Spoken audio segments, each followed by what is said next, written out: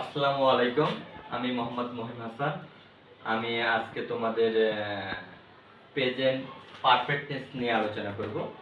শুরুতেই আমরা জেনে নিব প্রেজেন্ট পারফেক্ট টেন্স কাকে বলে। সংজ্ঞা লেখা আছে, কোনো কাজ এইমাত্র শেষ হয়েছে কিন্তু তার ফল বর্তমান আছে, এরূপ বুঝালে এই কালকে আমরা প্রেজেন্ট পারফেক্ট টেন্স বলবো। প্রেজেন্ট পারফেক্ট টেন্স চিনিবার উপায় আমরা জেনে নিই। চিনিবার উপায় বাংলা ক্রিয়াপদের শেষে ইয়াসো, ইয়াসে, ইয়াসেন এই সাধু চরিত্র যদি থাকে তাহলে বুঝে নিব এটা প্রেজেন্ট পারফেক্ট টেন্স। এখন গঠন প্রণালীটা আমরা জেনে নিই। সাবজেক্ট প্লাস হ্যাভ বা হ্যাজ প্লাস মূল ভার্বের পাস্ট পার্টিসিপল প্লাস। আচ্ছা, এখন আমরা জানবো হলো এক একটার উদাহরণ দিচ্ছি। আমি করিয়াছি, এখানে প্রথমে আমাদের সাবজেক্ট, এখানে সাবজেক্ট কোনটা? আমি, তাহলে লিখতে হবে আই।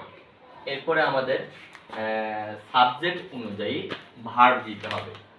যেহেতু আই ফার্স্ট পারসন সেক্ষেত্রে হ্যাভ, আই হ্যাভ।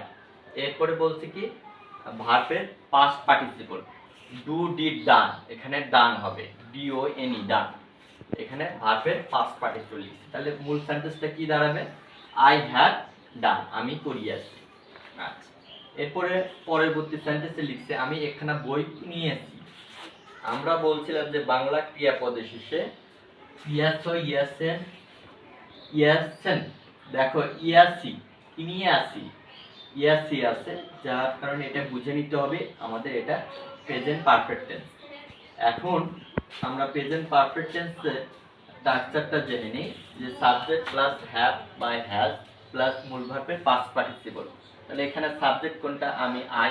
আই যেহেতু ফার্স্ট পারসন এই জন্য এর সাথে আই হ্যাভ হবে। এরপরে আমাদের কি দিতে হবে? আমাদের দিতে হবে একটা মূল ভাব। এখানে মূল ভাব হলে কি নিয়ে আসছি? বট, কিন্তু বটের পাস্ট পার্টিসিপল দিতে হবে। এরপরে কি সেন্টেন্সের বাকি অংশ এ বুক, তাহলে সেন্টেন্সটা দাঁড়াবে আই হ্যাভ বট এ বুক। আমরা শেষে আরেকটা উদাহরণ লিখেছি, সেটা একটু বুঝে নেওয়ার চেষ্টা করব। সে আমাকে উপদেশ দিয়েছে, এখানে দিয়েছে, এটার দ্বারা আমরা বুঝে নেব যে এটা প্রেজেন্ট পারফেক্ট টেন্স।